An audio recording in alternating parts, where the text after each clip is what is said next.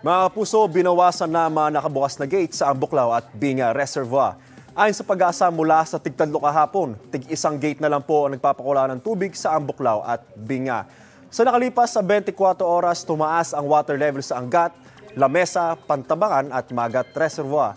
Bumaba naman ang taas ng tubig sa Ipo, San Roque at Caliraya Reservoir. Ako po si Anjo Pertiera at yan ang latest mula sa GMA Integrated News Weather Center. Maasahan anuman ang panahon. Know the weather before you go para mark safe lagi, mga kapuso. Mga kapuso, know the weather before you go at mag-subscribe na sa GMA Integrated News sa YouTube. Para sa mga kapuso natin sa abroad, bisitahin ang GMA Pinoy TV at www.gmanews.tv.